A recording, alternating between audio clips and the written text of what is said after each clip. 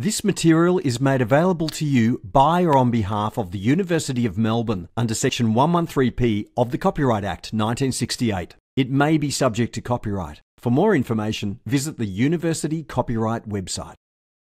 Okay, so my name's Alan March. I'm Director of the Bachelor of Design, and I hope you managed to have a little bit of a look at those ones.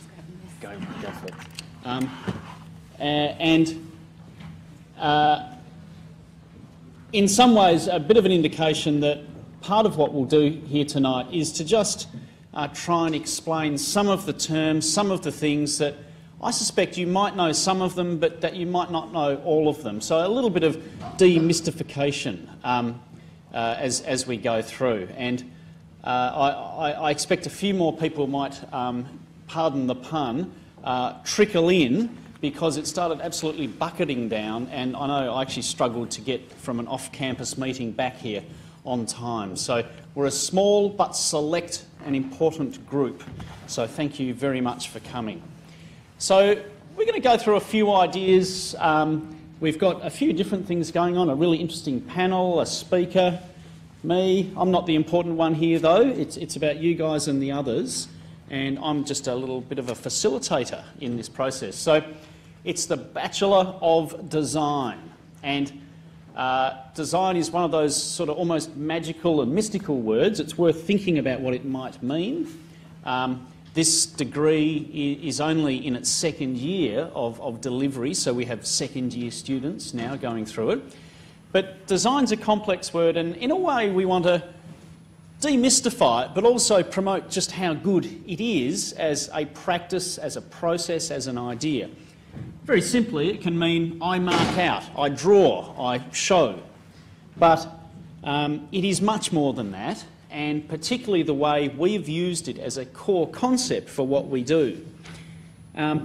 It's not just how things look, it's not just drawing things, although they are important.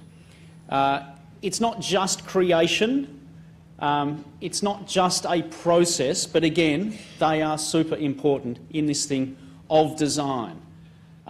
We love pretty things and beautiful things and functional things, but it's not just that.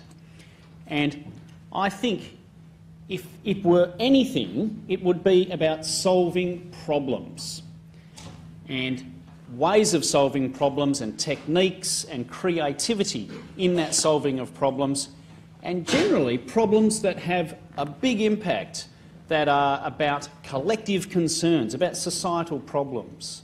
Maybe it's not fixing everything, but it's adding to some of the solutions to the little problems people have in their daily lives, big societal problems about climate change, you name it. So design has this incredible ability when it works, to do amazing things. So this is a big principle for us. And I started writing all these down, and I came with about 100 different examples. Fabian restricted me to just one. Well, we'll use a few as we go through. But, getting from A to B, and there's a body of water in the way, let's say a river. Well, we could design a kayak, or maybe we'd use one that was already pre-designed to get across, and that has its own benefits. But maybe we wanted to get more people across, and we'd think, well, how far can we span across using a single strong beam? Maybe it's made out of wood because we're not having easy access to technology. So over time, that provides some benefits, but there's clear problems with how far you can get a span to reach, particularly if it's made out of wood. Then maybe the technologies of using stone and using arches and understanding how gravity and the properties of stone might allow you to make a bigger bridge. It still has its limitations, and it's not necessarily always flat to get the arch to work. And then we start getting access to steel and steel fibres and steel ropes, and we can start to do more complex calculations about how things stand up or don't, and we understand the materials more, and we can have huge expanses. And then maybe we need to think of other things. Are there other things we need to do? Maybe we start thinking about tunnels. Maybe we start thinking about the implications of a bridge for the way the cities grow around the 2 points, the two sides of that bridge, and the wider transport system, and have we got capacity to get all the cars around, and should we use something other than cars? So design it's not just about using new technologies, but that is also part of it, and trying to offer new solutions over time. Anything in such a complex bridge, just about all of it is designed in some way. And of course we might learn from previous designs as well and previous technologies. So one of many, many examples that could be used to start thinking about design. And one of the things we talk about a lot is design thinking and the various ways you can think about solving problems or reimagining problems and their solutions. And I won't go through this in great detail, but I suspect if you were to enrol in the Bachelor of Design, you would hear versions of this many times and apply them and think about them and challenge them, because again, this is not the only way of thinking about design. And of course it varies by discipline to some extent, but you can see one of the things that happens in here is trying to understand problems, coming up with ideas, prototyping, testing, going back, making it better.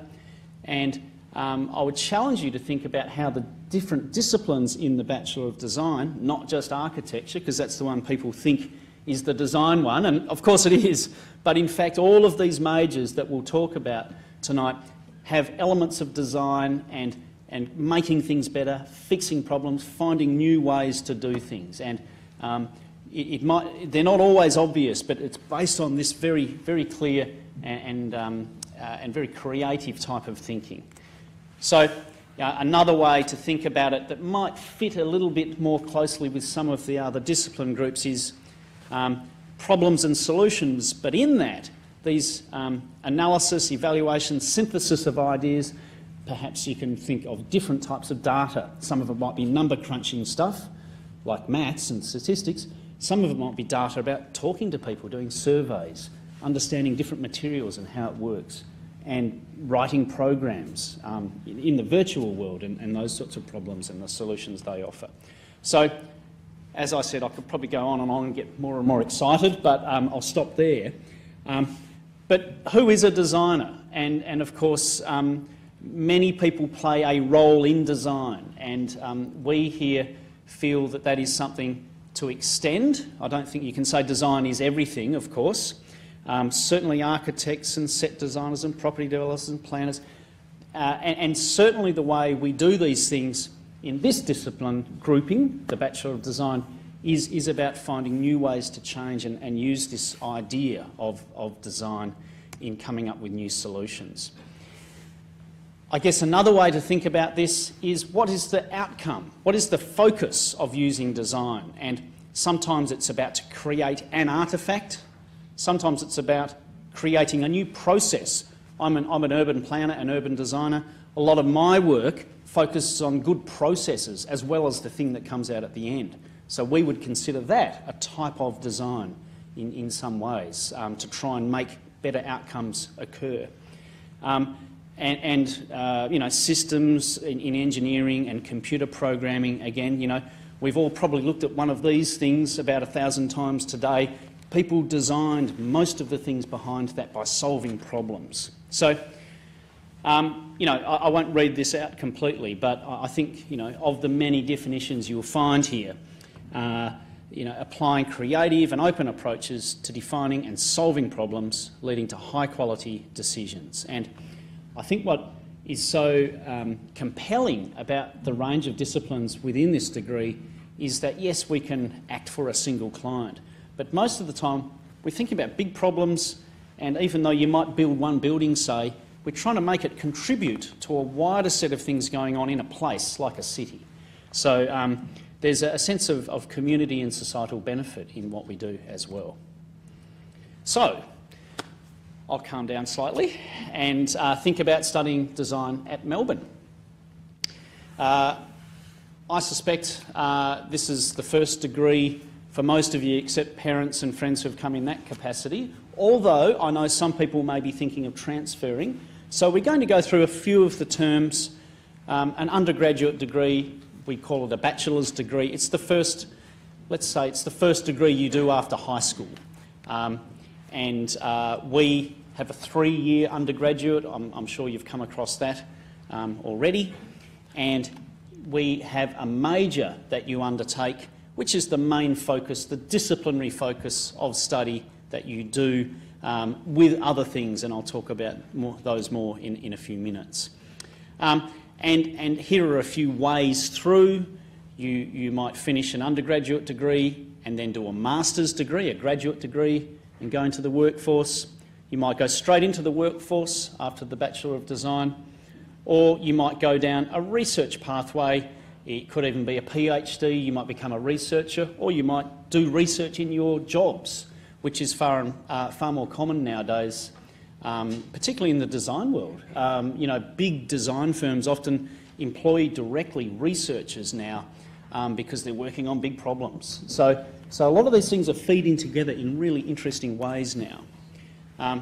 Part of it, of course, is that much of what we do is based on this campus, although we have the VCA down, I'm looking across, the VCA, we have a lot of classes also that run at Creswick and Burnley and Dookie, but the main focus tends to be this campus. And I think one of the great things about the campus is that it's quiet in some ways and it's vibrant and connected to a laboratory which is the city and settlements.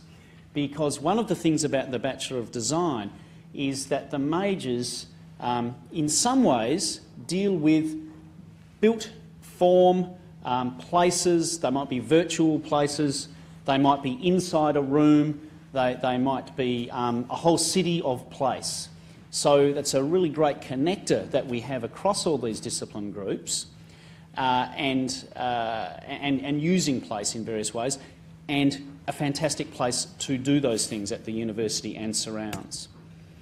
So the Bachelor of Design, of course, is one of 9 undergraduate majors, degrees I should say, in the university. One of the reasons we talk about that is to, I guess, in a sense, give a flavour of, yes, it's a fairly big degree. In fact, it's quite a small degree compared to the other ones at this university. But one of the great things, and I'll talk about breadth a little bit more in detail, is that you get access to some subjects across all of those degrees. And it's an incredible opportunity to be having an ability to dip into that huge intellectual growth area for all of us, including those of us who are on this side of the lectern or studio floor. So, as I said, it's the first university qualification, 3 years at this university, and we're not just saying, okay, we want you to learn a technical skill. We take very seriously overall education, and indeed you guys stretching yourselves and in many ways educating yourselves, particularly as you go to higher levels in the university. Of course, we have a significant role, otherwise we wouldn't be here, of guiding and provoking and facilitating that. But there's a whole lot of skills underneath this that are not just learning how to do a technical task, although we do pride ourselves on teaching that very well in addition. So if you do the study full-time, it takes 3 years. There are part-time options, of course, and it depends on the nature of your funding and your enrolment and things like that. But we do have some flexibility in the load that you would take in a given semester or year, of course. And of course, I talked a little bit about the pathways into workforce and into graduate degrees, and we'll talk more about that. So the degree itself, we're very proud of. It's new, and we are already seeing an incredibly strong response from people coming and studying it. The numbers are very good, so that's always a nice affirmation you're doing something well. And one of the reasons we think it's doing well is not just this joining together of design in different disciplinary groups, but that we have 3 faculties that are part of this degree. So we've got Architecture, Building and Planning, Engineering and IT, and the Faculty of Fine Arts and Music. I called it the VCA before. I apologise. I have to update the naming. Maybe I'm becoming an old dog. But these 3 faculties offer a diversity of not just content, but of ways of learning and acting. This is important. We think that the ability to solve and work on these real-world problems, the stuff you'll do later, requires a lot of skills and abilities to act and work in different ways, but also to work with others. So in the degree, should you choose to do it, you will be taught by people across quite a diversity of disciplines, but joined together with this project of using design to make things better. So it's actually very exciting. I know I'm very stimulated on this side of the fence in working on education with a range of different discipline groups. So there's also a lot of flexibility. There's, I guess, what you call a great ability to design your own degree, just to say the word design again. So, you know, of course you've got to comply with basic course rules, but you can choose your way through and try things out and find out, actually, I'm much better at that than I really expected. I'm going to go for that. So we'll talk a bit more about that in a few minutes. But it's all around either building core skills or directly thinking about creativity and determining solutions to make things better. So if you look at the way education occurs, and it's not all about us just talking, although I know that's what we're doing now. There's site visits, field trips, talking to people from industry, the professions, studios, laboratory work, computer labs. There's actually a huge diversity in the things that you do, and I think people really benefit from having that ability to sort of dip into different situations, different workplaces afterwards, and we have a bit of knowledge about this from the other degrees that we delivered in the past, the precursors to this one, about that as well. So here it is. These are the 12 majors, and I won't spend a huge amount of time there because you can look that up online. But you can see, you know, some of the more traditional, the ones you might expect, like architecture. But there's other things as well, and I won't speak now. But, you know, performance design, some people go, what's that? What's that to do with design? In fact, I think it's probably our best example of design bringing things together in a really creative way. So you'll hear more about that in a while. So the course rules state everyone, to graduate, they must complete the requirements of one of those majors. And in fact, it might be two in some cases if people choose to go down that path. So you don't need to know exactly which major you want to do at the start, although you will have to try at least one, you know, to pass through each year. So there's flexibility, but it's not absolute. One of the things about this degree from the previous iteration we had was that we have put more technical, more applied knowledge right at the start. What that means is it doesn't exactly limit choice. That means you start trying out the different disciplines from semester one. So that's turned out to be really good based on 3 semesters now of delivery. So we see students progressing through this, and there's a real sort of push, and students enrolled will need to step up each year, as you'd probably expect. Very immersive in the first year, learning really core concepts about design in the various discipline groups. And they really frame up a broad understanding, and a lot of technical stuff comes there. And second year is a deepening of those, starting to apply it to different things, starting to take up other minors and specializations, which I'll mention in a bit. And third year is the year where it comes to a resolution in a capstone. And in some ways you can understand the different majors by looking at the capstone and saying, that's what spatial systems is, because the capstone gets people to go through these processes and bring together all of that knowledge in one major project. So I say this because sometimes people are wondering, what do all these different subjects do? You know, why do we have to do that? If you look to them, the capstone subjects, on the whole, they are a demonstration, and in some ways a celebration, of bringing together all of those skill sets from the previous semesters. So that's a really interesting and demanding, but I think very rewarding process for students. So I look forward to seeing that very soon.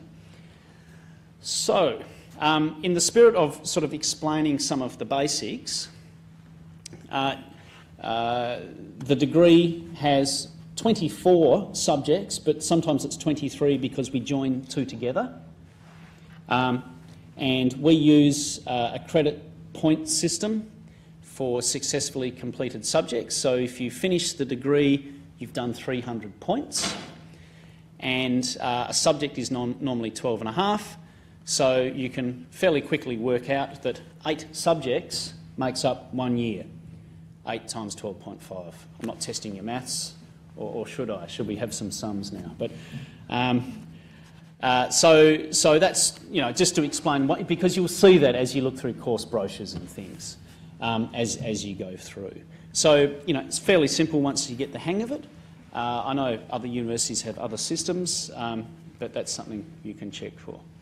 So, what are the options here? As I said, there's flexibility. You've still got to comply with the rules, but if you get into this and sort of work out what's open to you, there's actually a lot of opportunity to think about where you want to take it. And I think it's almost a guarantee that every student comes out will have a kind of unique set of skills and abilities based on what they study, as well as providing us, the educators and I guess employers out there, with a certainty that, if they've got that major, they know how to do this basic stuff.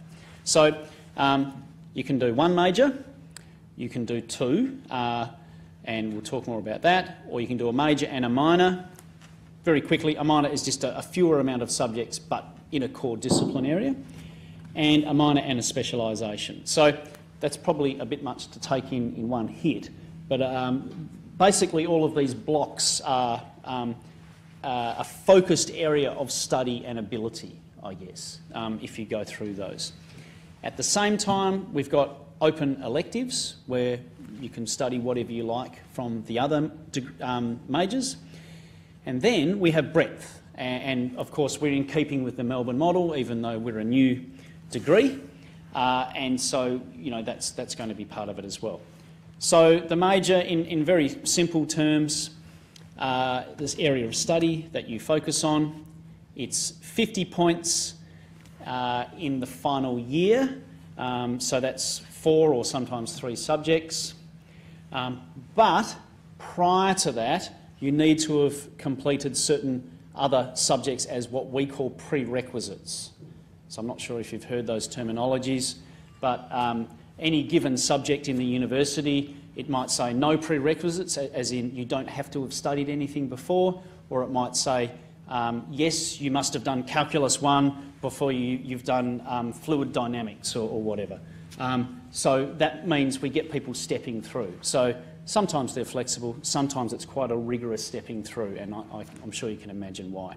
So the major is completed when you've done those prerequisites and you get to the final year and you do those 3 or 4 subjects.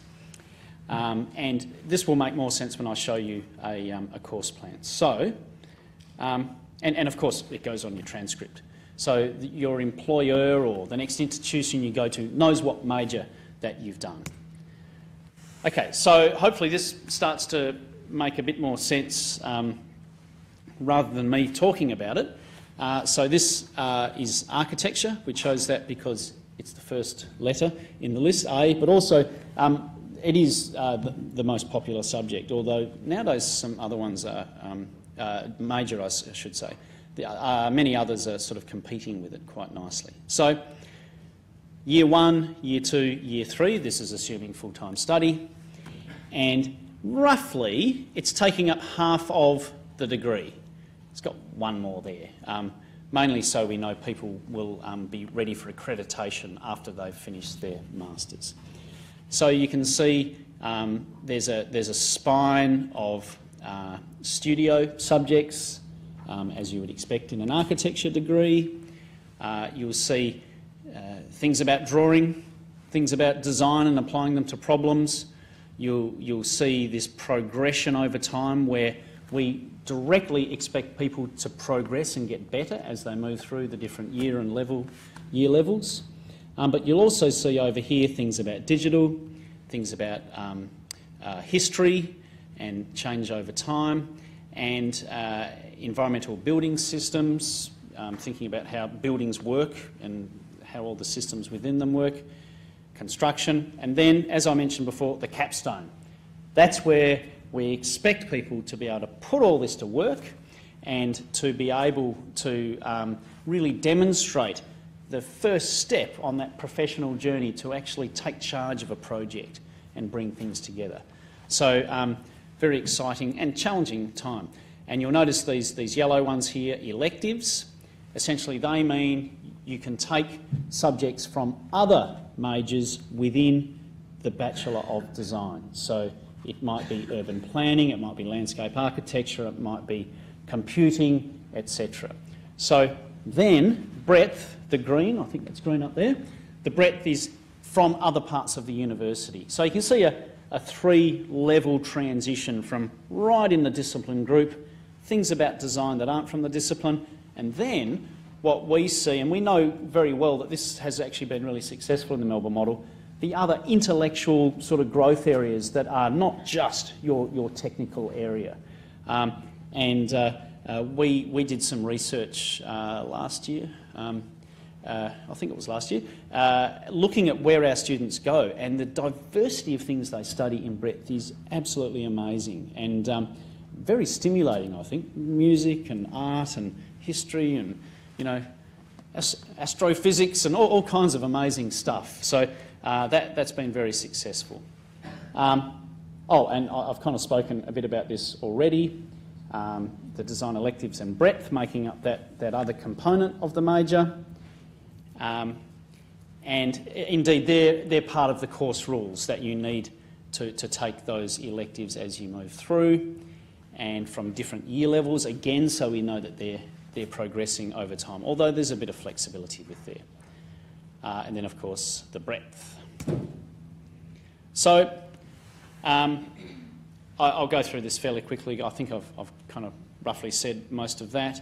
But one of the great things about the electives is that you can pursue electives from the other majors in the degree that you think, and we give some guidance on this as well, we don't just cut you loose, will complement the kind of things you want to do in your career in the future, or the next, the masters that you want to do, or you think might make you useful in an office when you go to get a job. So that's a great opportunity for students, and I think people are really embracing that as they go forward. So, you know, you might be in an area where you don't do a lot of computer work, but you might dip into some of the digital design stuff because you think that's going to help you, and actually maybe you enjoy it as well. So think of all the permutations of what's possible there. It's pretty cool. And then there's breadth. Of course, that's going outside, but we don't lose intellectual quality in those because they're subjects from other faculties and other degrees. And so, you know, think of some of these things: principles of marketing, business law, finance. You know, you can easily see that they're a great complement to, say, being an architect, because you're probably going to run a business if you go into that area of architecture, say. So these are fantastic things, and also just you know, let's not forget the arts. They are a legitimate activity, and in fact, sometimes I think maybe we should force everyone to do them. You know, so there's those opportunities as well, because we'd like to think of us being whole people, not just doing the number crunching stuff or whatever. So and a bit of fun as well. So plenty to do there. And then, of course, the double majors I mentioned very briefly. We don't think it will be for everybody. That's starting to play out. But many people have set themselves up to do that if they choose to. And we're only speaking to a year and a half of data of how this is playing out. One of the key things in bold there, it should not make your degree take longer. It may make it a little bit harder, although Fabian herself pointed out to me in the past, well, actually, if you're progressing through it, will it necessarily make it harder if you've chosen the right major? And I think that's something that people can explore themselves quite usefully. But I would hasten to add that not every combination will fit together. Some of the sequencing, some of the matches don't necessarily work out. So we've got what I think is a surprisingly good website in this respect. You can work out the matching of different majors and indeed minors and specialisations. So if we were to look at one example of the many double major options, we've got graphic design and digital technologies. And you can immediately start to think, okay, digital technologies, using computers, understanding the systems underlying them, some programming, etc. And then graphic design, think of all the logos, the symbols, the symbology of how computers work. Think of your mobile phone, it's full of graphic design, actually riddled with it, right through it, all these images and wayfinding techniques and colours and fonts, etc. So, a fascinating potential combination for people to do in just that one.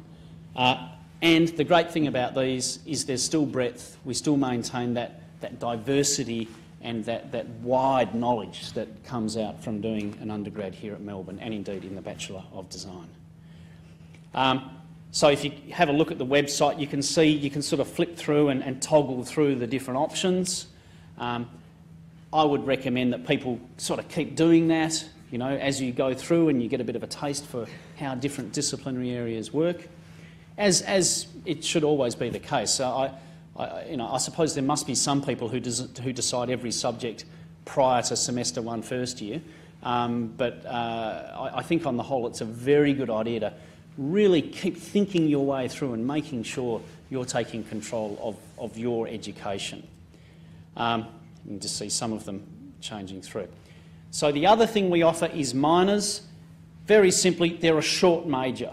So you might do architecture and as a major, and you might do a minor in urban planning, because it's very common that people will want those two skill sets, or the reverse. And again, you can think through all the different possibilities of those complementary major-minor options. Because if you do a minor, it leaves more space for other electives, whereas a double major takes up a fair bit of space in the footprint of all the subjects that you would take. So, you know, there are some things you can't do, civil systems or mechanical systems, with the minor. Okay, so there we can see, you know, that's essentially what the minor in spatial systems look like, whatever other stuff is being, so whatever other major, etc. is being done. So, you know, that sequence would allow you to do that. And in fact, that's a very good one, because spatial systems, I think it's one of those rarely sort of noticed in the outside world, unless you're in that field, spatial systems, joining maps with data, GIS, you know, GPS systems in your car or on your phone. That's where they're from, spatial systems. Got a particular love for that one. Okay, and it sounds a bit confusing now, I'm sort of hitting you with all these, you know, ways of streaming study, but we also have another thing, which is a specialisation, and these are special insofar as they give an extra skill that people might want to add to their repertoire. So essentially it's like taking it up a notch to make yourself more workplace ready or research ready if you go down that path into the future. And things like building, image modelling, you know, 3D virtual models of facilities, things, cities, precincts, design visualisation if you want to take those computer skills about making, you know, visual outputs another level, environmental building systems, event design, sort of putting the idea of humans using constructed and designed spaces together with built environment professional skills. Actually a huge area, and so we're trying to offer that for the people who want to do that.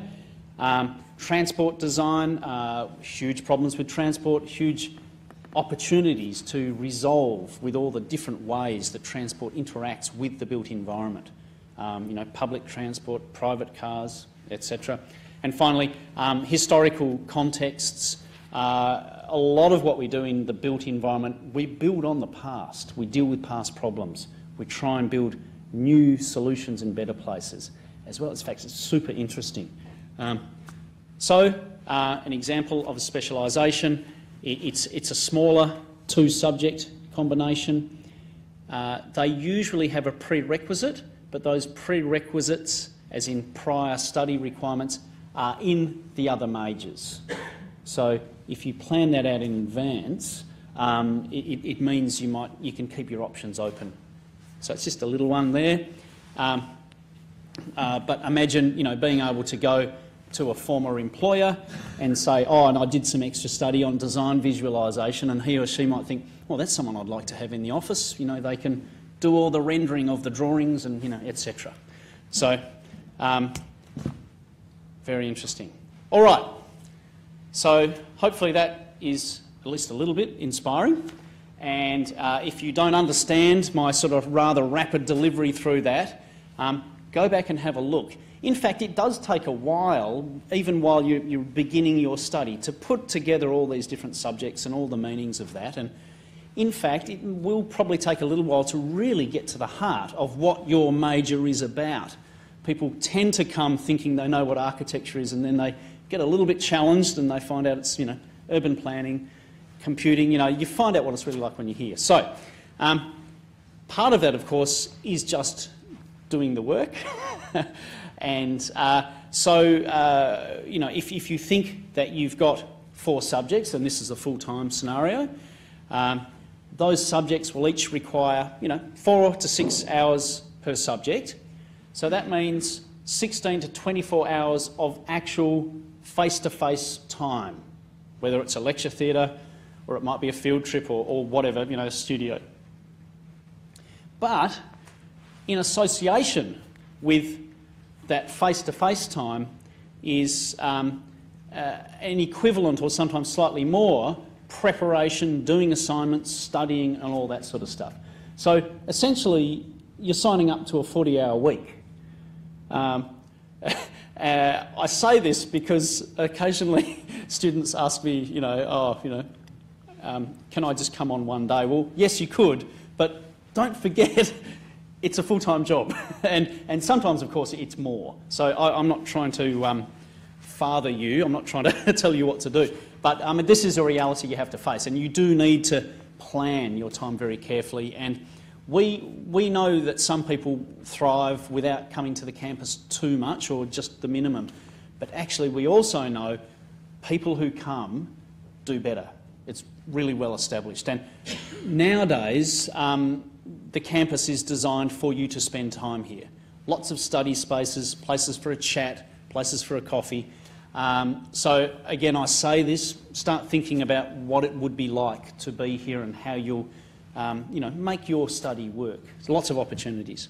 And of course we have lots of different styles of teaching. It's not just lectures or just studios, and that keeps it pretty interesting. And of course we try to have the learning style appropriate for the type of thing you're working on. So what happens next? Of course the Melbourne model is about, if you stay here, is going into a master's degree afterwards. That's where the main part of the accreditation, say, to be a landscape architect or an engineer, is based, although you need the prior undergrad to make that all fit together. And indeed, people may go to all kinds of other locations, other sorts of study and work in the future. And we know this from the previous iterations of the degrees as well. So, don't just think, of course, if you're doing spatial systems, you're going to get really good at that after 3 years, but actually we're educating you in a wider way, learning how to think, how to challenge, how to communicate, how to work with others. And it does give you an amazing set of skills to go into maybe sometimes slightly different areas, although we'd love you to stay in our ones, in our discipline areas. So, in a graphic kind of way, 3 years of undergrad, coursework, degrees, and we acknowledge people will go to other places and do very well in another master's. That does happen, even though we like you to stay here. Research careers, I guess I'm one of those that went down that path, and or the office or the field or wherever you will practice your craft. So, you don't have to hear from me for a little while now. Derrick, could you come and do your thing? I'll throw it open to you, and you're going to run a really interesting exercise. So, yeah, no worries. Over to you, sir. Thank you. Okay. Good evening, everyone. My name's Derrick, as introduced. Just to give a bit of background about who I am, actually I can use this slideshow to show that. What I'll be talking about with you guys for the next 10 or so minutes is sort of my journey from being a student. So I actually was born and grew up here, studied school here, graduated and went into university, straight into Melbourne Uni. I studied, as you can see on the timeline there, on the top row, year 12 I finished in 2012. So I think I'm a few years older than you guys. I then went into Bachelor of Environment, which is the old name for Bachelor of Design. And then I went on to Master of Architecture. But what I'll go through with you guys is roughly my career journey, and I'll share with you some of the more personal stories that I had before doing Q&A with other students. So, starting in 2012, I was in year 12, and my parents were asking me, you know, like, Derrick, what do you want to do for your job? I didn't really know. One thing that I sort of did know was I really liked buildings and how they looked. So I thought maybe that's what architecture is. And of course, when I started to look more at other careers, this is actually a list of all the careers you can do in Australia. So I can understand why as a student, even now, it would be really, really, really difficult to decide. And it turns out there's actually 800 different choices. So really huge. My two favourite subjects in year 11 and 12 were Viscom and maths methods, and from that I thought, okay, maybe architecture's the way to go because there's a bit of creativity, drawing, design, and then there's the side of maths, which is problem solving. But what really sold it to me was there was one night, which you guys may also go to, it's a design night. It's held in the convention centre, and an architect came up and spoke to students in high school. And he spoke about one new building that just came out. And I don't know, do you guys know where this is? There's one building in the city which has meerkats. Do you guys know? You guys don't? Okay, that's okay. I'm not judging. This is, good that you guys don't know actually. This is actually in the Royal Children's Hospital. And what really shocked me here was I realised all of a sudden architecture isn't just about good-looking buildings. It's really about asking, how do we use buildings and how can we make it actually better for people? And why they put meerkats actually, and this is the hospital for you guys who don't know, why they actually put meerkats is they did studies and found if the really sick children come into emergency and they can get distracted by these animals in their habitats, then suddenly, you know, the arm that they just broke or the bones that they just broke or their scars or whatever, they get distracted for a moment. It's actually much, much easier for the doctors to, of course, take them on, but for the child as well, you know, they're 4 years old, 8 years old, they're suddenly distracted from their pains and their worries. And suddenly, if this happens times the thousands of people that use it, this slight design decision and change has made a huge impact on everyone. Looking around the building, if we were to turn the building around a bit more, you can see it's actually got jagged edges here. You can see how it's not straight walls. One of the other key design decisions they did here was this hospital is right up against a massive parkland, if you guys know the area. And what they found out through research is if you're actually healing as a patient, sitting down in the bed in the ward, and you actually have a view out to nature, you feel much better and your recovery is much, much smoother. So imagine again the thousands of kids in there that, you know, throughout their recovery, they have a much better recovery. Multiply that by everyone there, the years, it's much easier for not just the kids, but the families and the doctors. Suddenly, the architecture or the work of the architect and the design team has made huge differences to society. And what really got me thinking after that presentation was, looking at Melbourne City, what else could we do with all the buildings? That was just a hospital, but can we make train stations that are safer and easier to navigate around so you don't miss your trains? Can we make schools where students are a lot more focused and learn more? Can we make offices where people can work more efficiently? So then I thought, okay, yeah, I'll definitely do architecture because I really sort of like that idea, but why the University of Melbourne? And this really was the bigger question, because looking at my choices, there was not just Melbourne Uni, but also RMIT just down the road, and then half a dozen other universities sort of spread around Melbourne. Lazily enough, I wanted to choose a uni that was within sort of like pretty close to where I live and want to work, so I don't need to spend beyond 1 hour commuting. And so that left me with only Melbourne Uni and RMIT, which were sort of two very popular options back when I was in school. So I was actually also a cello player for Orchestra, and one of the key things about working in Orchestra is you don't, well, my teacher always said, You can be a really good musician if you know how to play your instrument, but you can be an even better musician if you know how other people play their instruments. So even though I'd be somewhere down here, if I could understand how the violinists play, how the percussionists, how the brass players and woodwind people play, I can really understand how the team can work together to create a really beautiful piece of music. And same thing with soccer, of course, and in many team sports, it's about understanding how the other players in the team work together to achieve success. And of course, these are sort of the players in the team. And looking back at, what was my favourite building in the hospital, I asked myself, okay, what was the team who designed this building? It couldn't have just been architects, because people had to build it. People had to not just design it, but there was structure involved, there was playing involved. So looking back at this is actually the team that made the hospital. And then I realised, if I really want to be part of making these projects, I need to understand not just how to be an architect, but what does building mean? What does engineering mean? What does landscape architecture mean? And so forth. Looking back at the two websites about what RMIT offered and Melbourne Uni offered, as soon as I saw that Melbourne Uni studying here, you can study alongside from day one to now, and I've just finished my last subject here actually, that I will actually be meeting and learning alongside people from construction, planning, property and so forth. That was a pathway that I wanted to go down, so I ended up studying here, which is the building that we are at now. And so I started my Bachelor of Environments, which is the Bachelor of Design for you guys. Halfway through second year, I started working. So for any of you guys who have questions about, can I juggle, balance and work, feel free to ask afterwards or during Q&A. But what I'll share with you really quickly now to finish off is 4 or 3 of the biggest eye-openers between going from school to uni. So what I thought uni was like and then what it actually turned out to be. So in this map here, you can see the map of the world, and that blue dot, everyone I met back when I was in high school came from that blue dot. Everyone was from Melbourne, essentially. And then the first week in uni, all of a sudden, a lot of the people I met, they were across the world. The difference in the people you meet is huge. It really is, because the way they were brought up, the way they think, even the way they communicate, there's so much to learn from them in so many different ways. And that to me was a really enriching experience as a student. The second one, which is a little bit more interesting, is so this is actually a screenshot of a practice paper. So I did a lot of these in year 12. I still remember I did maths methods. I think I did like 20 or 30 of these.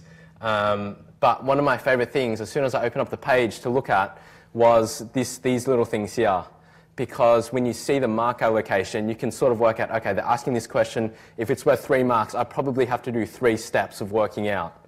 So there was a lot of guidance in school is the sort of thing that I'm getting at. But at university, it's very open to the individual. So if you want to pursue something, they encourage you to do that exactly. And this is the sort of assessment that you get instead.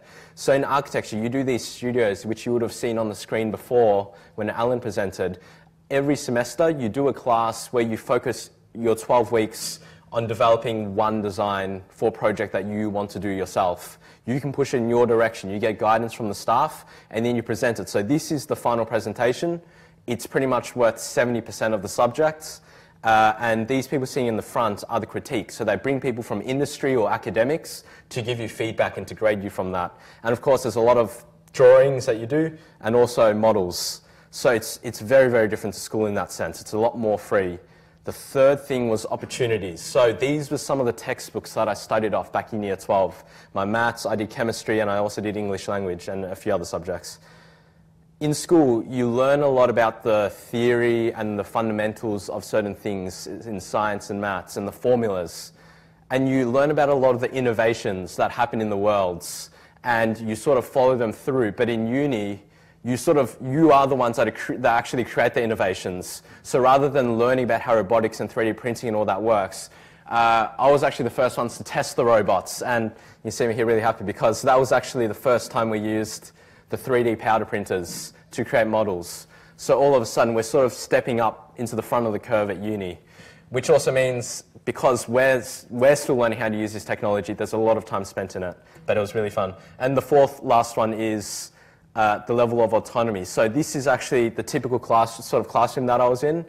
You know, you get down together with the other friends and all the students in the class, a group of 20 or so, and there's a teacher that sort of gives you worksheets, tells you the topics, teaches that.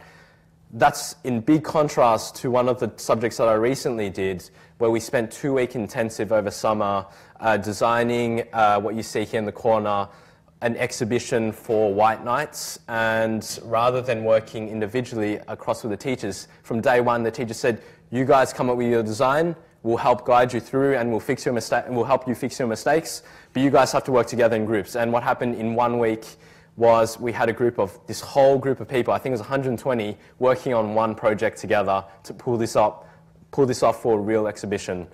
So hugely different to school. I think those are the 4 biggest surprises to me. Then I went on to do Masters of Architecture, and it's 2018 now, so we're sort of here, so I'm just finishing my course now.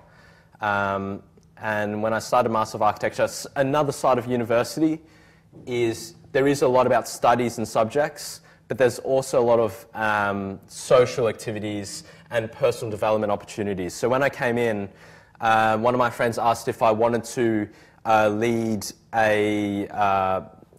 pretty much Commedia Society that looks to connect students with industry, bring down companies, and so while you're studying, you actually get to meet people in industry, start making those connections, learn what it's actually like to work there. And these are some of the things we do, so pretty much the same as this, bring down some directors to meet the students, but also we thought it'd be cool to get students to go to the companies as well and work alongside the professionals for a day. So that's also, I guess, another side of the university experience. It's not just about the studies. I've learned just as much meeting these other people, working with them, in addition to the coursework. And if there was a little bit of advice that I would leave with you, it would be follow what you're most passionate about and grab the opportunities that you can. And I think with a lot of the seniors that I've met, they never actually planned their life to become a director. It came just through doing what they really like.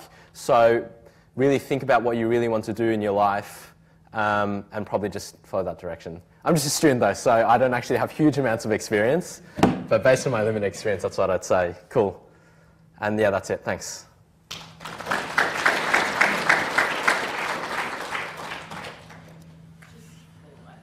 Cool. So is it? Cool. So what we thought we'd do here is we do a Q&A session with a few other students.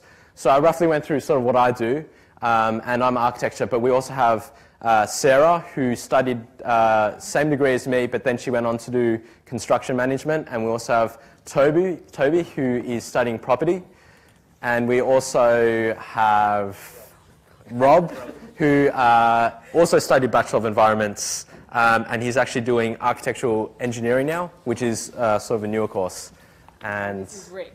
And we have Rick. Sorry, I don't know everyone here. It's a really big cohort, by the way. I think we have like 2,000 students. And sorry, Rick, what do you study? Urban planning. Oh, yeah. Oh, awesome, cool. I'll just, and I think if we have spare time, we can also get some questions from you guys, if you're interested in asking any, that is. But I've just got a few here, based on what we think potentially you guys may want to ask anyway. Maybe we'll start going from left to right, if you guys can sort of introduce how you sort of summarise your uni studies in terms of where you want to go in your career and how you went from school to uni.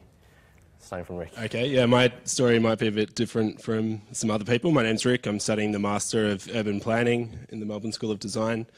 I didn't go straight from school into this. I actually did a Bachelor of Business, worked in the insurance industry for a number of years and decided that wasn't quite for me. So luckily got into the Master of Urban Planning here.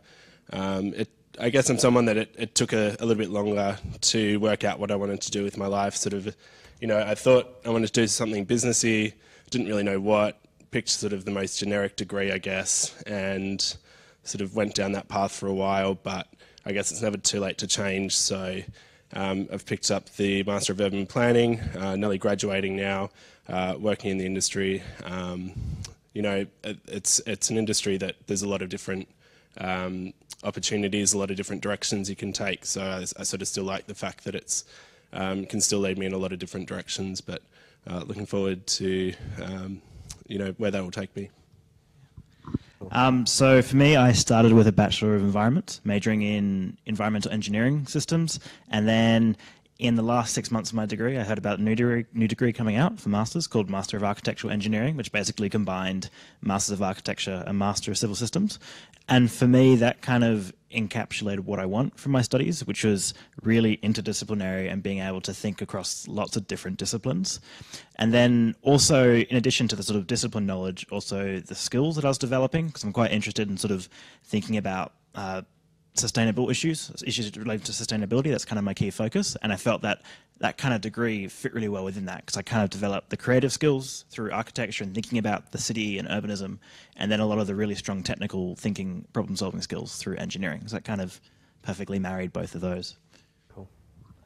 I'm Toby, and I did my Bachelor of Environments at Melbourne starting in 2014 and thoroughly enjoyed that. I had a property major, and property was always the area that was of interest to me, and the university certainly facilitated that and opened my eyes up to things in the urban planning and construction disciplines that I've also found quite interesting. I went straight out of uni into work. I work at Coles in their property team, and after about 6 months of pure work, I thought, this is good, but I'll be doing this for the rest of my life. So I stayed at work, but I've come back to uni to do a Master of Property as well, and to pursue a few more of those other new disciplines that interest me.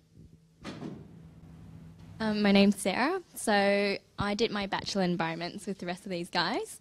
I actually majored in architecture though. But after doing that, I did kind of take a detour and really thought whether or not I was that passionate about architecture. So taking 6 months off, I kind of decided to then change, and now I'm actually doing my Masters in Construction Management, which I'm really enjoying. So I'm currently also working part-time in the industry and also doing this at the same time. But yeah, it's a great challenge for me, and I just thought that that pathway was just more so right for me, although I did enjoy that architecture, because having that architecture background really helps me out as well. Yeah, great, that sounds really good. So we can see there's a pretty diverse range of career choices all within the same industry, and what's really common is what a lot of my friends have actually switched around majors as well, and I think one of the benefits of studying the bachelor model here is, like in Sarah's case, you switched going from architecture to construction. What sort of made you influence to make that choice? Well, because we were able to do a lot of construction subjects as well, so I'd choose them as an elective as well. So I did a half-half kind of thing, and that's when I really realised that I think construction was more for me. And just taking that bit of a break, so not jumping straight into my master's degree, I did have a think about it, and I did apply for both of the master's subjects just to have two options, in case I don't get any. Yeah, cool. That sounds really good. We'll move on to the next question now, because there's quite a few here. Going from school and what you imagined university life to be and what you studied to be compared to what it actually is, and any of you guys are free to answer this as well, what were the sort of biggest differences that you thought in your perception of university? I'm happy to take that one, and I'll be quite blunt. I came from a private school in Melbourne, and the first thing I learned at uni was that I was quite spoon-fed whilst at school, and universities are very caring and nurturing environments, but you do have to figure out a lot for yourself. It's all put in front of you, but it's up to you to identify what's required, when the deadlines are, to meet those deadlines. At school, you're in front of your teachers every day. They're going to be reminding you of these things. At university, there'll be reminders, but ultimately you get the subject guide at the start of the semester, and that's your rule book. And that was something that was difficult to adapt to at first, but you've got no choice, and it's quite a useful life skill to have. Yeah, go for it. I was going to say, I think the biggest thing I realised is that, like, at school, sometimes it's not cool to be passionate about something, and then you get to uni and it's like super cool to be passionate about something. Yeah. I was a little geeky kid, and like, that's very true. I was very young. I was like, oh, I really like Norman Foster, the architect, and no one else who knew who he was. But then you come to uni and you meet lots of people who are really passionate about it, and you kind of get that shared knowledge and that shared excitement, and that I wasn't expecting, but it's one of the best things. That's actually a really, really good point, that, because I was thinking about what to put for my presentation earlier.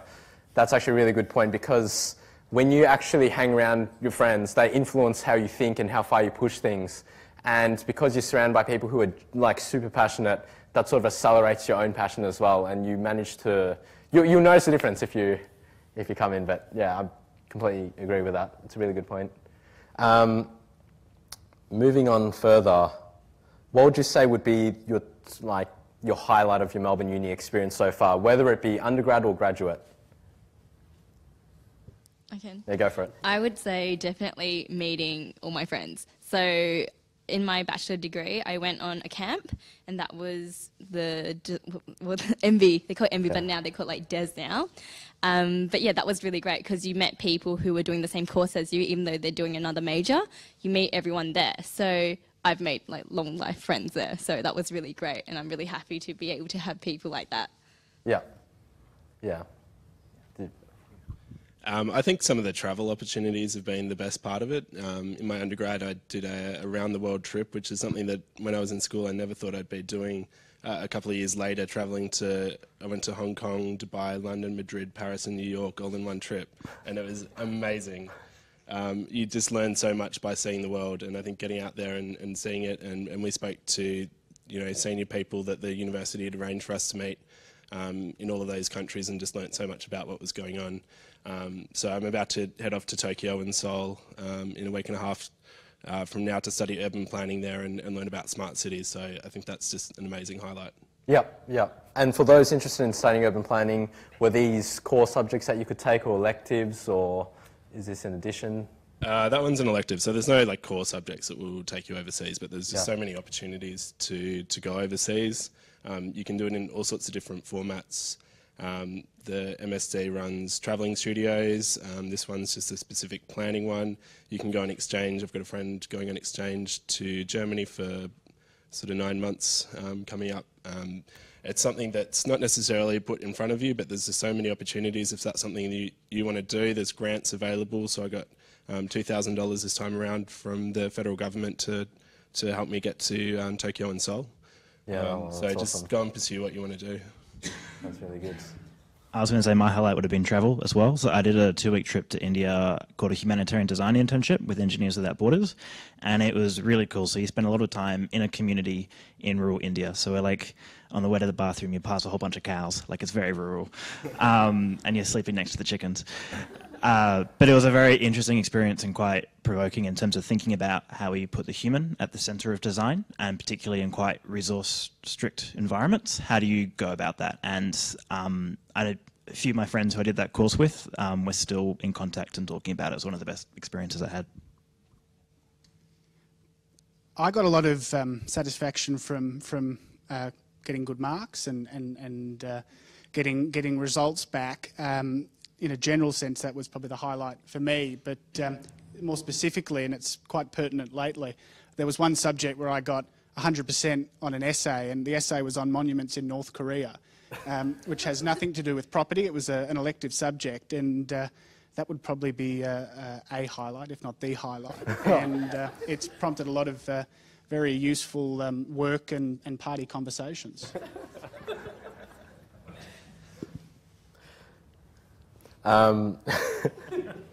Speaking of which, one of the key differences about Melbourne Uni undergrad is you get to be immersed in multidisciplinary, but there's also the breadth subject component.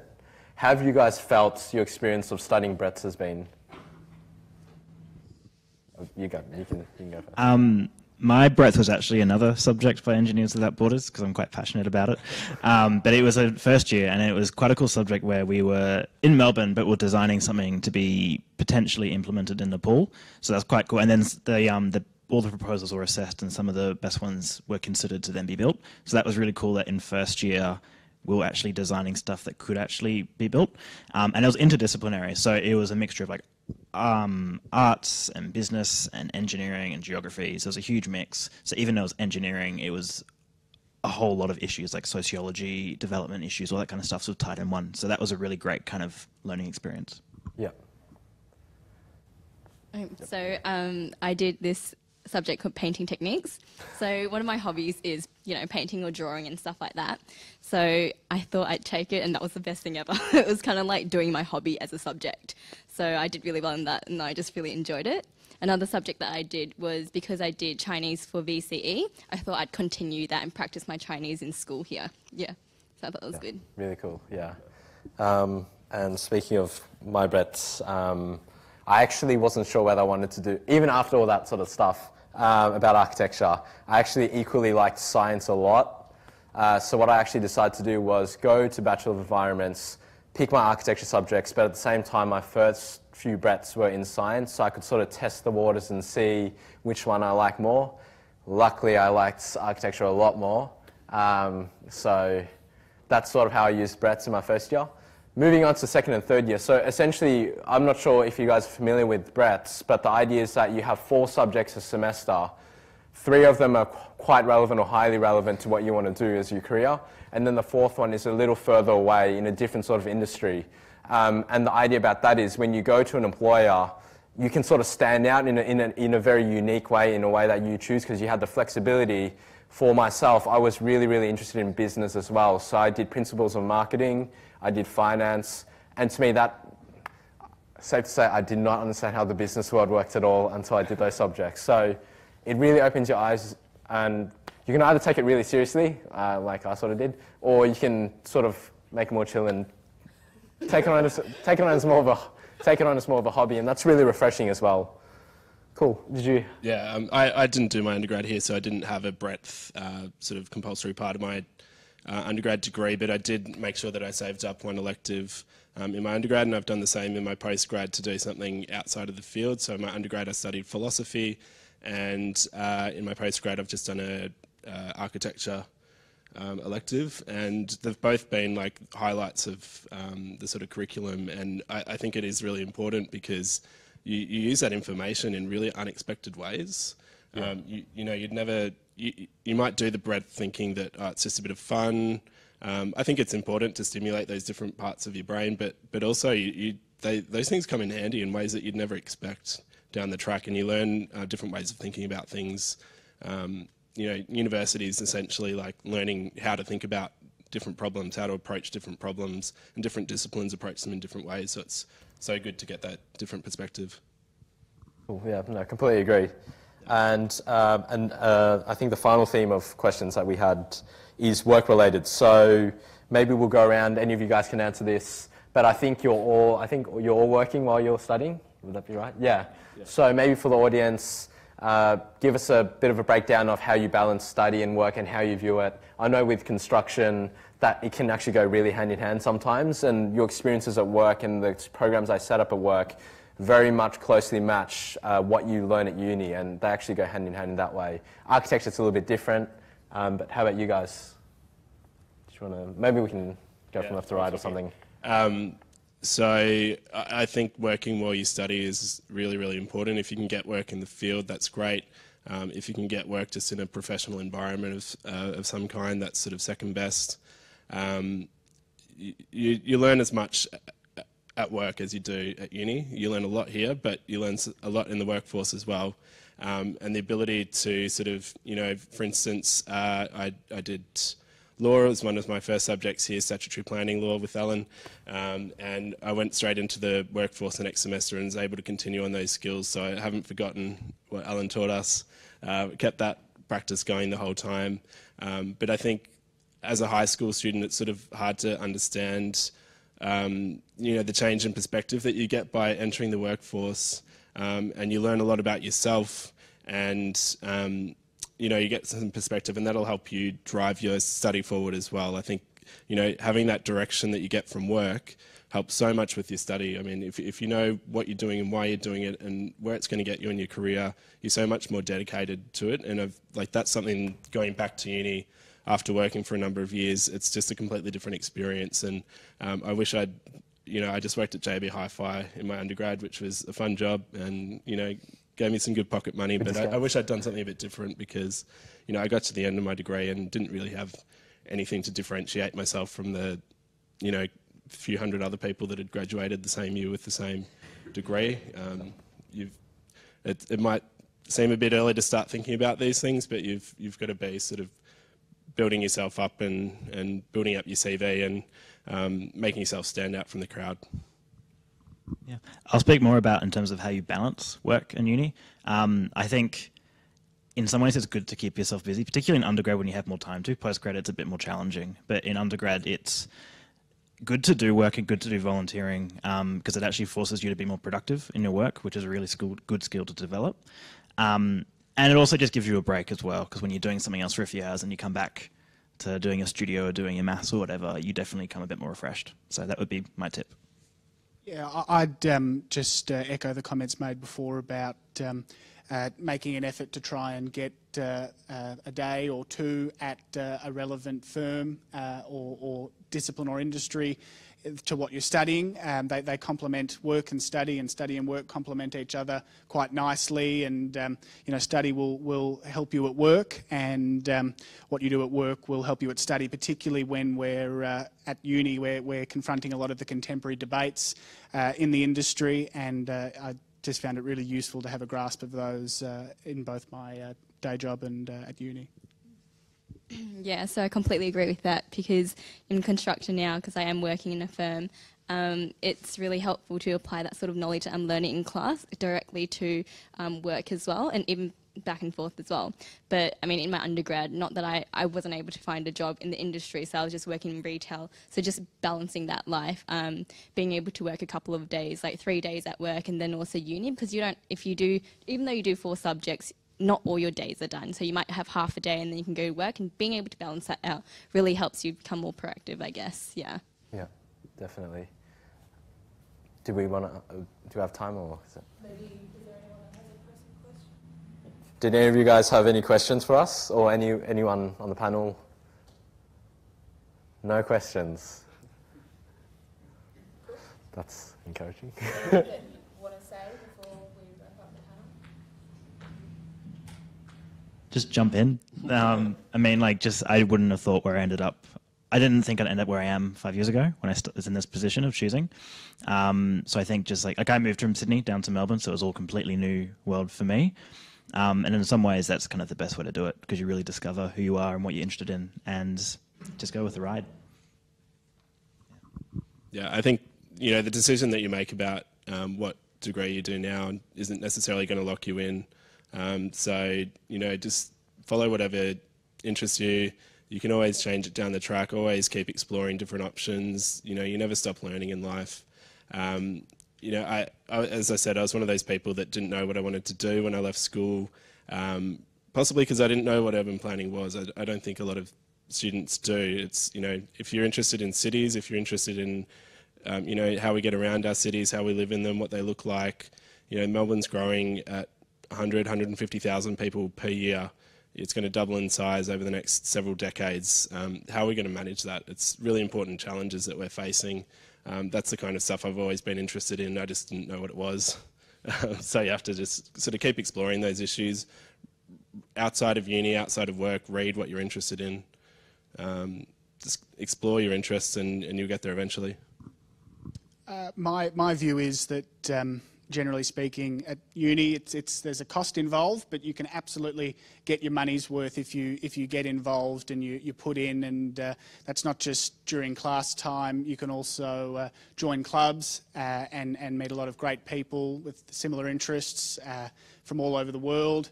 The one thing that I'm always in awe of is the university library. It's probably in this precinct, the university library database would have to be one of the best library databases in the world. You've got access to pretty much everything, and if you really discover what's available in that library, you can absolutely get your money's worth during this time at university. And there's a number of other things that you just have to explore and put in to get out, but it's a fresh start and a great opportunity to try new things.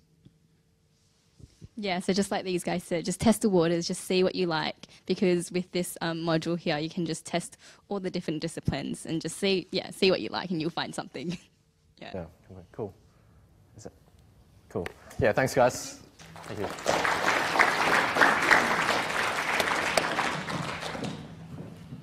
Well, that was absolutely fantastic.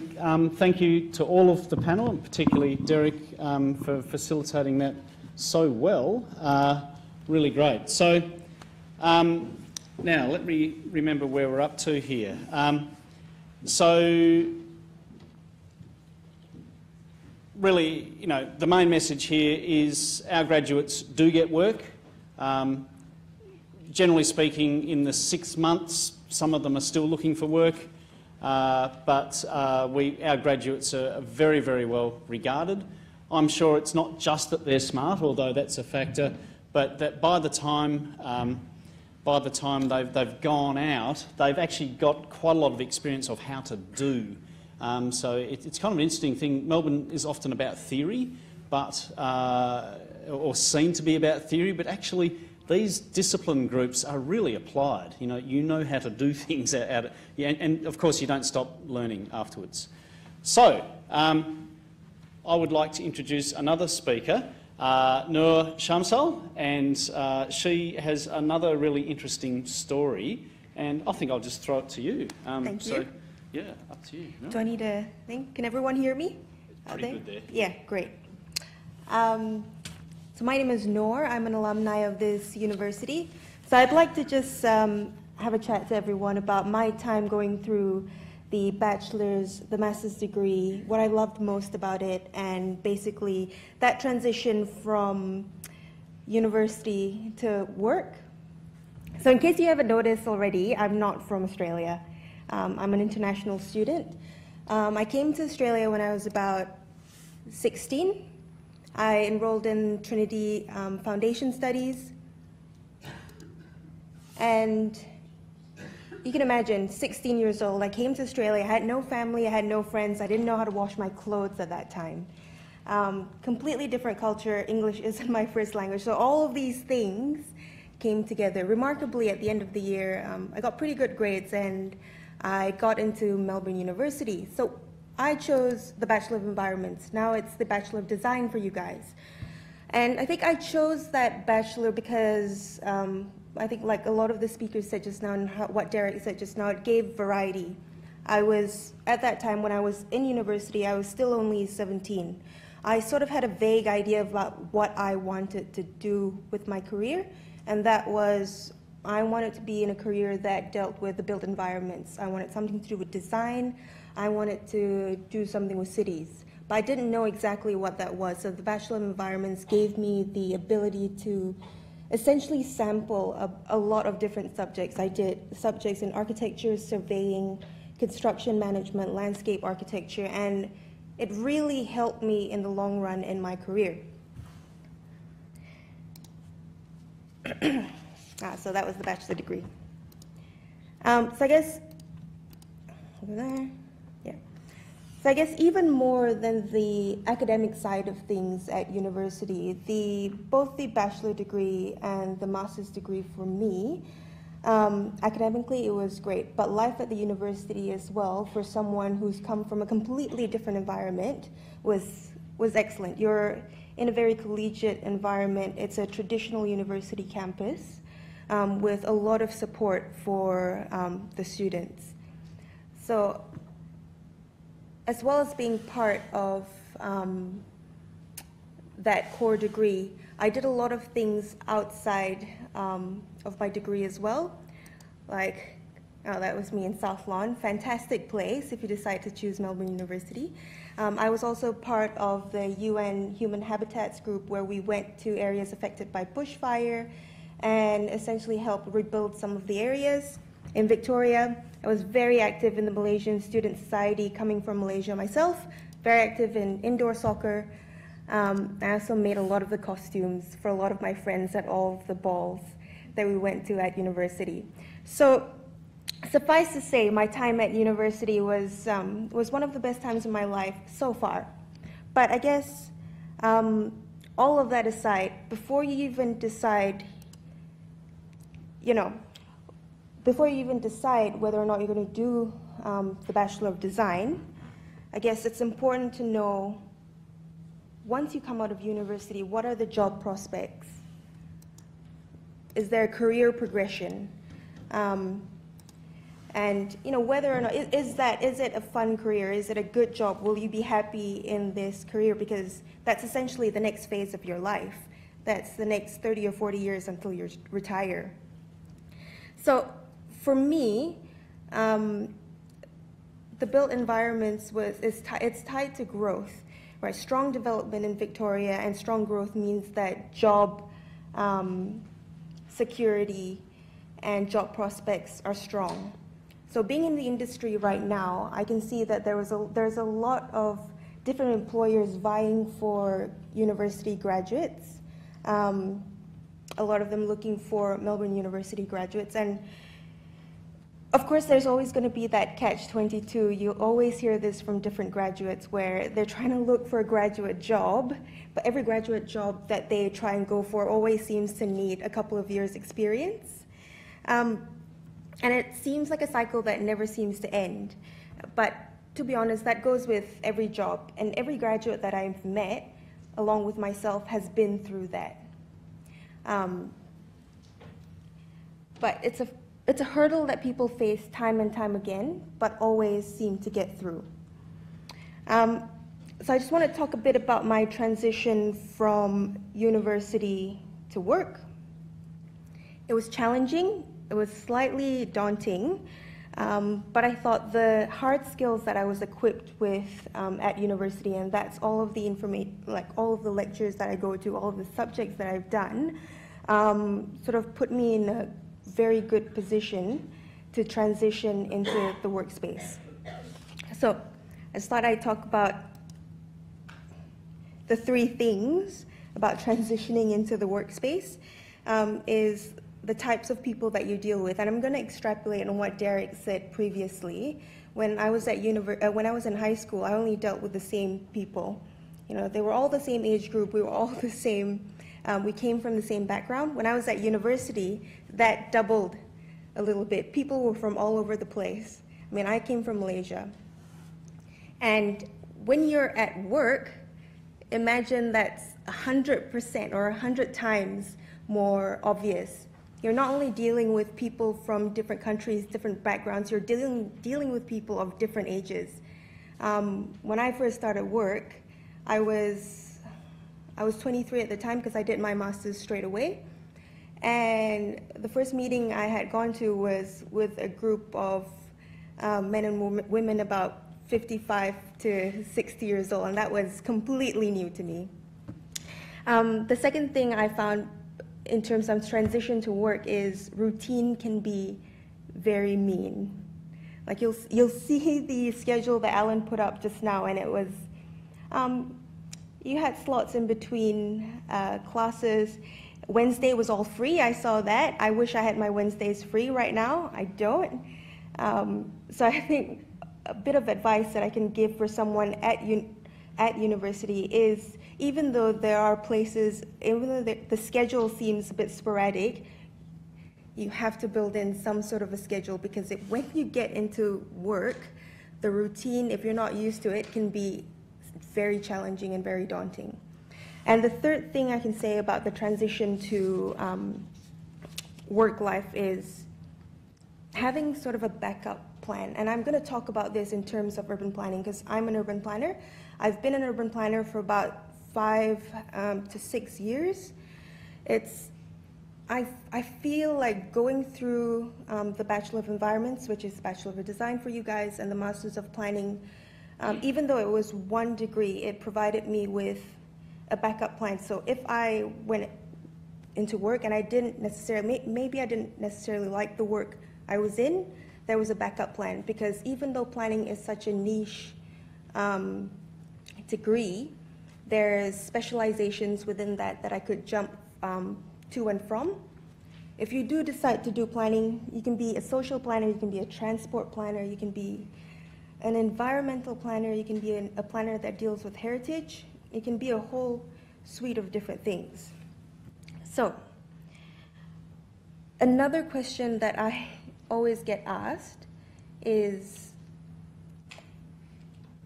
how does academia relate to work? Has everything that I've learned at university, has it actually been useful in my working life.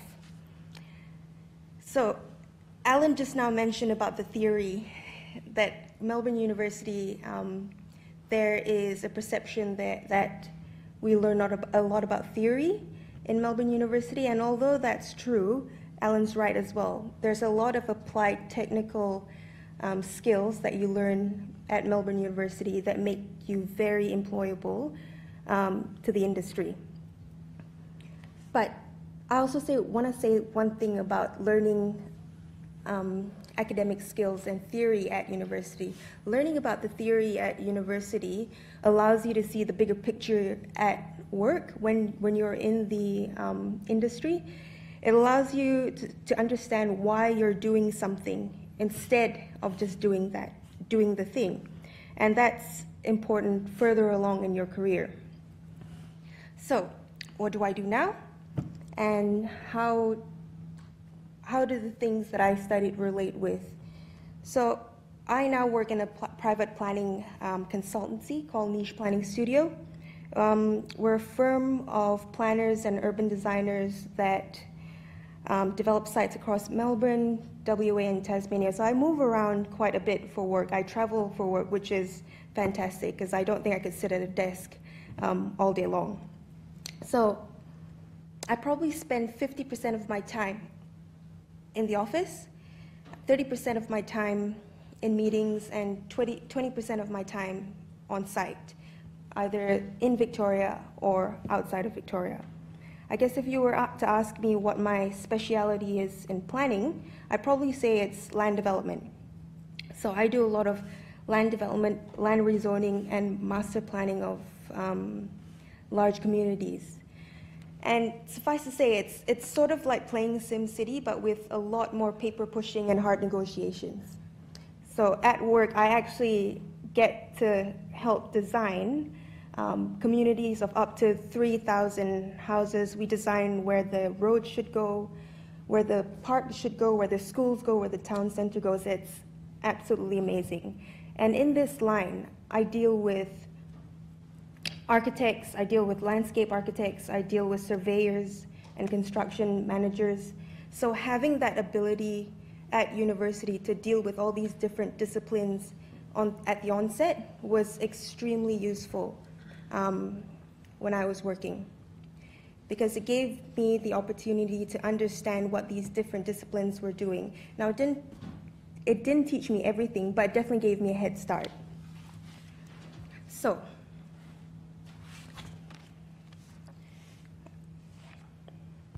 I think another thing I can say about the built environment industry is that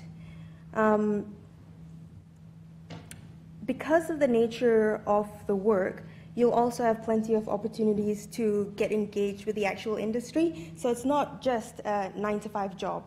And to me, that's very, very important. Because like I said, this is the next phase of your life. After university, you're going to be starting work. And you have to enjoy and be happy in that line of work. And so being engaged with the wider industry is very important in that regard. So outside of work, I'm still very much involved with academia. So I tutor planning law with Alan. I've also tutored other planning subjects in university, like planning theory and history and strategic planning.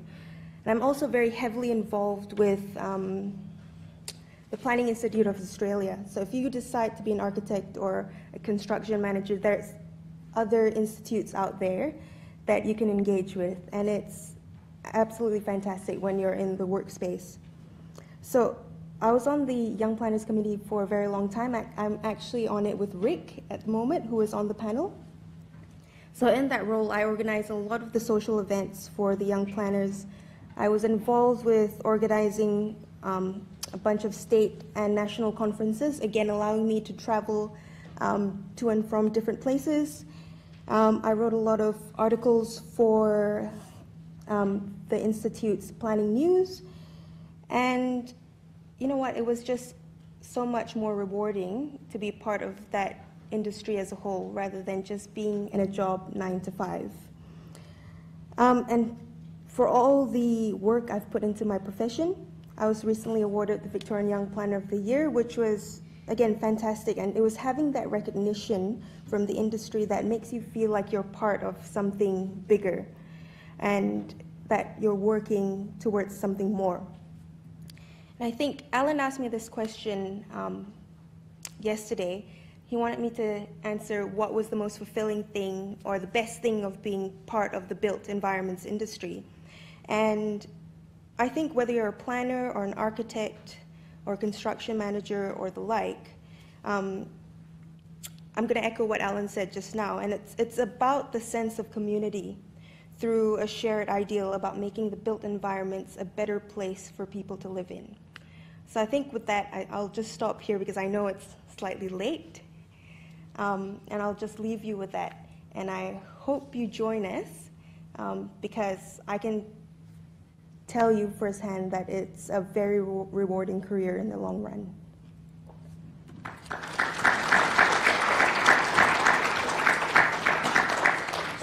Thanks. Okay, so we won't keep you too much longer. We've got some things we'll go through relatively quickly to tell you as we conclude. Am I in PowerPoint? Yeah. Oh, here we go. Got it. Great. Yay. Okay, thank you, Fabian. I'm going to talk a little bit, and Richard Roberts will talk a little bit about the different majors.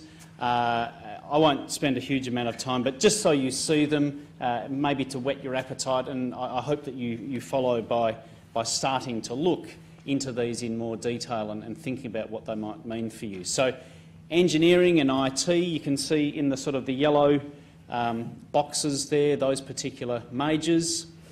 Civil systems, you know, this is construction and civil works and, you know, the pipes in the ground and the bridges, these sorts of things. Computing, getting right down into the coding and the processes of, you know, how those systems actually work and having a fundamental understanding of computing systems. Digital technologies, and probably the catchphrase there often is human-computer interactions and the processes that we use to do those things and to design them and to improve them over time. I feel sort of slightly bad in I'm summarising very important complex fields so quickly, but as I say, just to get you through the night, but also just to whet your appetite. Mechanical systems, you know, how machines work. So many machines that do so many complex things, and getting right down into the nitty-gritty of how those things operate.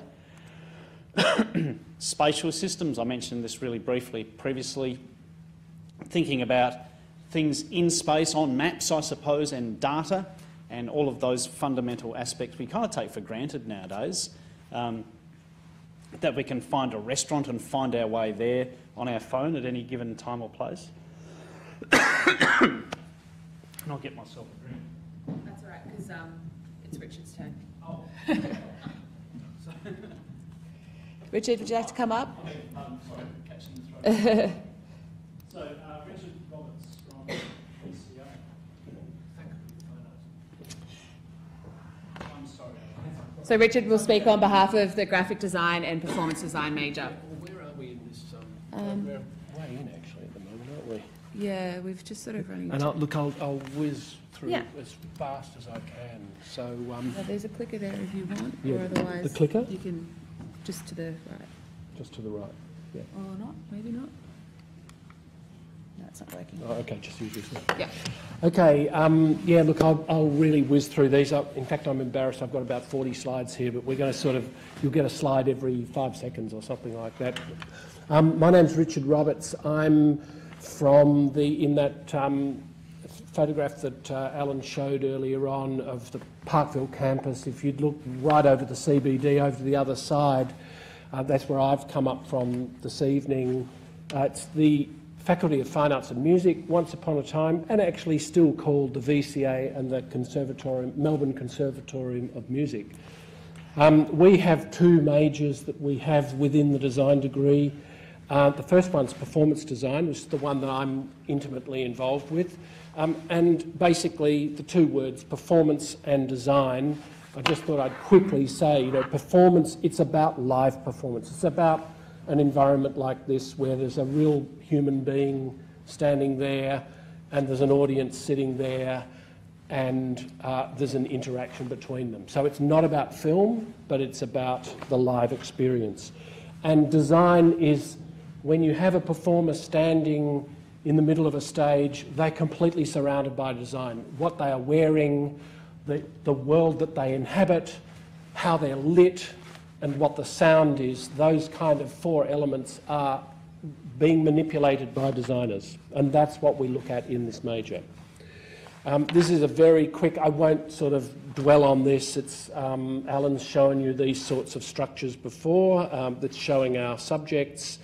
Sound, just the bottom paragraph is the thing I want to focus on. They're all taught, the four disciplines that we embed within this major are taught by practitioners. In this case, it's Peter Farnan, who if you Google Peter Farnan and put Peter Farnan in the 80s and Google it, you'll find all these outrageous clips of him in Countdown with an amazing range of hairstyles. He's a brilliant composer for theatre and for film and a musician. He teaches the sounds subject. I'll just whiz through these. We have a light subject that's taught by one of Melbourne's most celebrated set and lighting designers for theatre, but she's also an architectural lighting designer. In fact, she did the lighting for this building. And then that's a kind of important thing to say, I think, because it really illustrates how fluid the lines are between the various disciplines. And actually, certainly for set design, the field that I'm personally involved in, a lot of architects come into theatre design. There's a great source of some of the great designers in the world, the theatre designers, have come out of architecture, which is why it belongs so comfortably and so logically in this degree. These are just some images from shows. The third discipline that we look at in performance design is the figure. In other words, how do you manipulate a human figure in the business of designing for performance? And that is, in simple terms, how do you design a costume for them? How do you change the shape of a person, put a mask on them, do something to their hair, change their size, their scale? That's what we examine in that subject. And we also look at puppets in that, because they are a form of figure.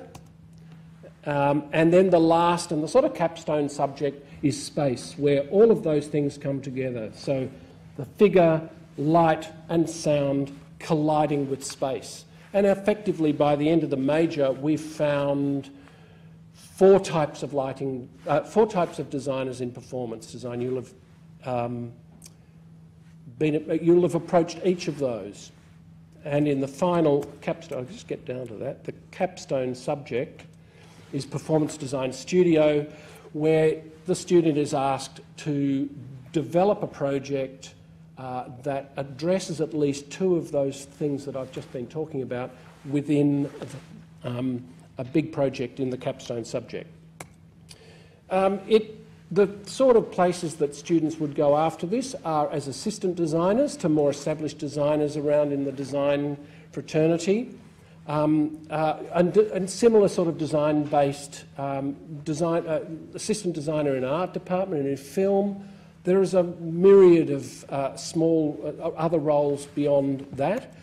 And then we also, clearly for us, the masters, we have a Master of Production Design for Screen and a Master of Design for Performance.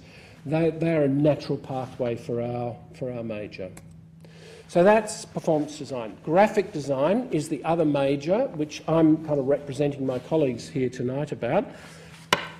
This is the first slide that I wanted to show you. The man's sort of crouching down there with a brush in his hand is a guy called John Warwicker, who's actually a very famous graphic designer, UK-based. He now lives in Melbourne. He's one of the founding partners for a very famous graphic design firm called Tomato, which you may or may not have heard of. If you do Google Tomato graphics, it'll come up.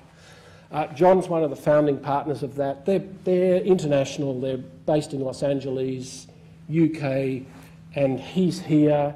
And he has provided the sort of philosophical core for our major in graphic design. This is him with a whole bunch of students in Tokyo a couple of years ago. Actually, to be perfectly honest, those words probably apply to most of the majors, because it's all about how do you harness design thinking to communicate ideas. I'll just whiz through these. The images that come up on these slides are all images from last year's first-year students in their very first graphic design subject, and which was phenomenal work that came out of it. They were asked to develop a typography and then sometimes put that into a poster. So this is some of students' work. This is a typography. Here's another one. This is the structure for graphic design, which is very similar structure to all the other ones that you've looked at. You can find all of these on the internet. Here's another example of one of the students' typography. This is digitally created. Another one, quite analogue. This is just a series of nails and little threads joining them together. They were asked to put one of their letters to a famous icon, so Dali. This is another person using making a poster for an art gallery. This is another student who's decided to move their typography into a marketing area. So what they did in this project is they developed an alphabet, often drawn by hand or sometimes drawn digitally, and then they were asked to use that alphabet in some form or another. And that's where the project began as a typographic project, and then it went out to product design like this, out to poster design, and a myriad of other directions. That's quite a neat one. This was a student who was using poems by Wordsworth, and this is one of their letters. This is a series here. There's another one. And the pathway for graphic design, there's a broad range of design-based careers. They can also take further specialised study, visual graphic design, architecture, digital design. There are some very, very clear double majors happening here. Alan talked about them before. I mean, the reality is, particularly with graphic design, it's literally everywhere. Everywhere we look, you cannot avoid but to engage with graphics. Thank you.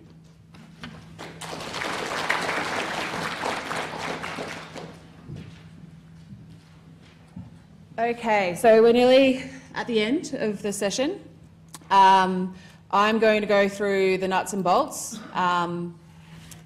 Might be a little bit tedious if you already know or if you already looked through the brochure. Give me 1 second. All right. So I'm Fabian. I look after future students that are interested in the Bachelor of Design. I have business cards up here, and you're more than welcome to come and grab one after the session and contact me directly for advice or help through any of the steps. I want to quickly touch on a few of these things, but we'll move through it quite quickly. The overseas opportunities are there. We highly recommend them to students, and we really encourage you to look at your options. The humanitarian design internship was talked about by Robert. It's a 2-week course that you take as a part of one of your design electives. It's available from second year, and it's for anyone in any one of our design majors. We also have a great opportunity for first-year Bachelor of Design students, where 5 students will go to the Tongji International Construction Festival. There's 41 teams that compete in it from all over the world. And I've got some really good news. Yesterday I got an email from Paul Lowe, who runs the subject, and he let me know that our design students came second. So that was pretty impressive. Last year I think they came 35th. So it's a good jump up the ladder.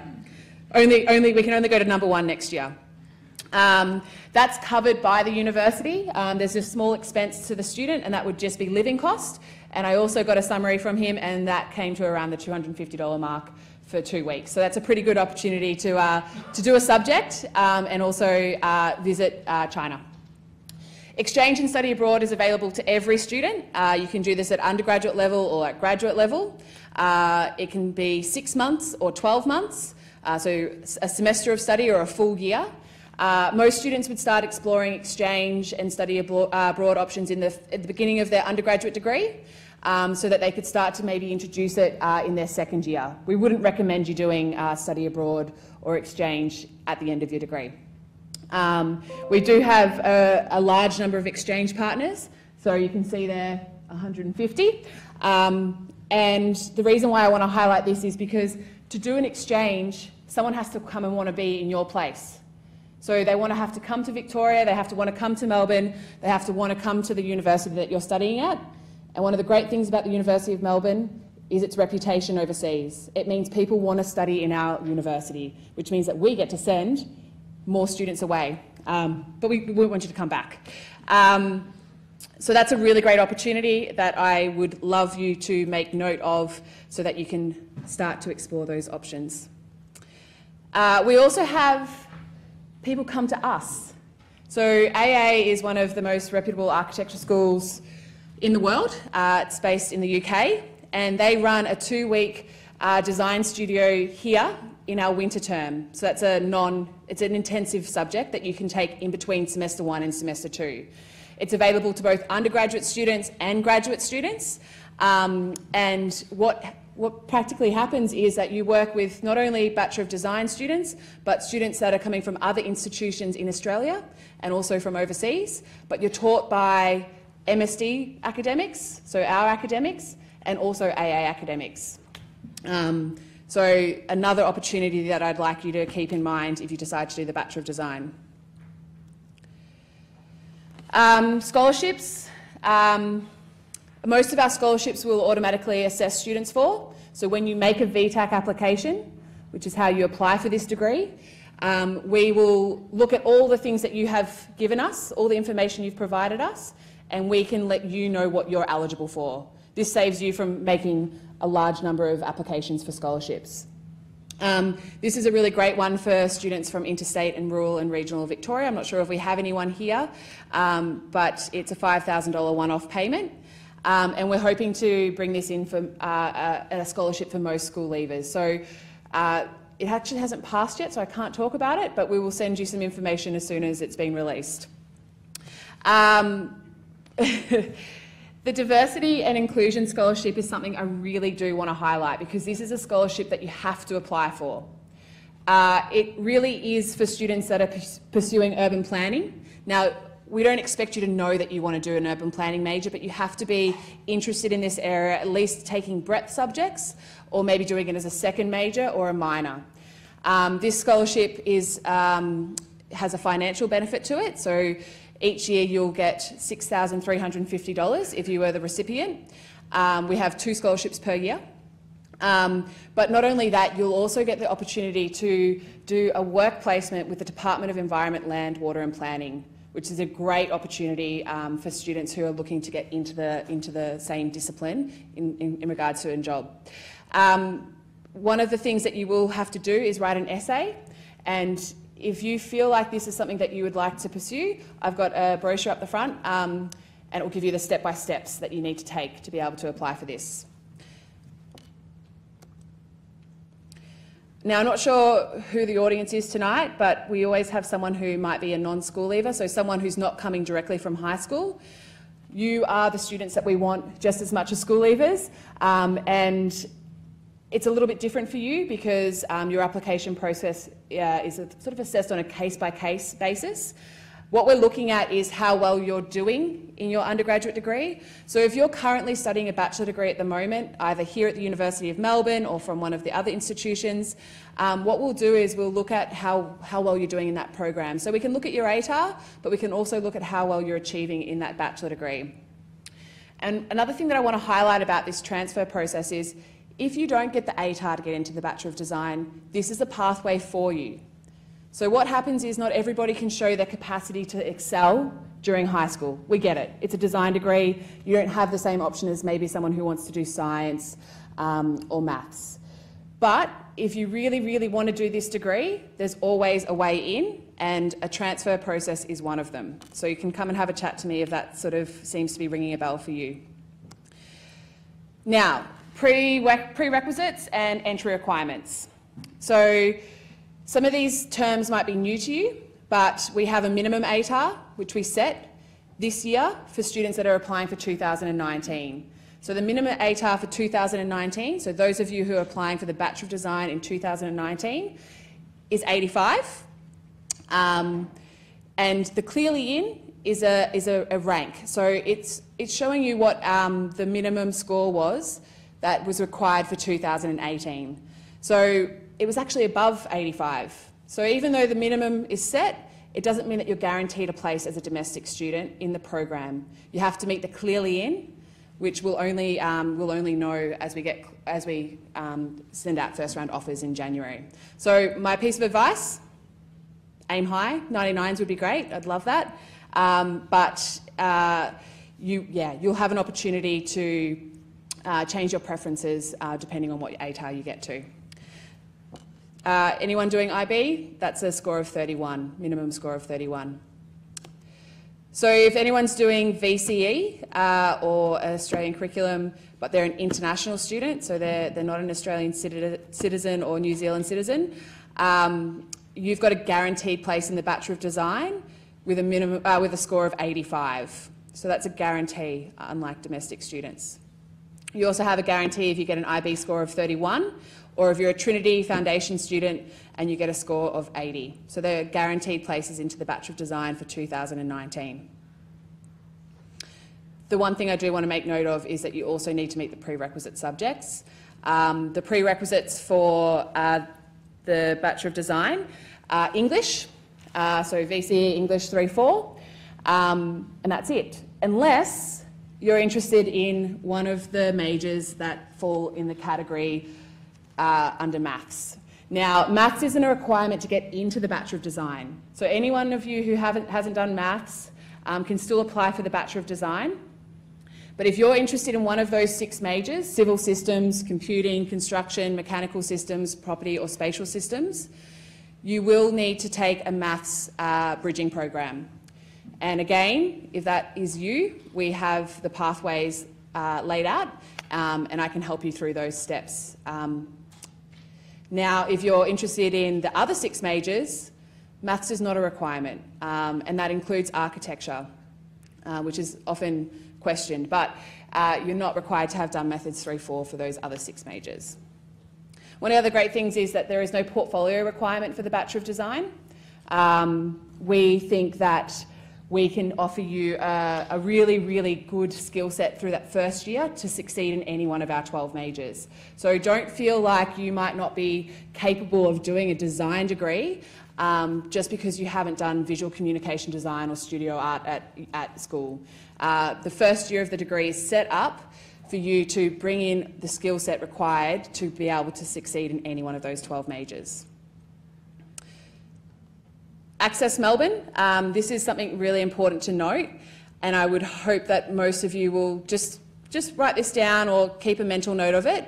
I want you to go and I want you to look at the categories of Access Melbourne, because if you fall into any one of them, it's worth the effort of making a CEAS application, which is a part of your VTAC application.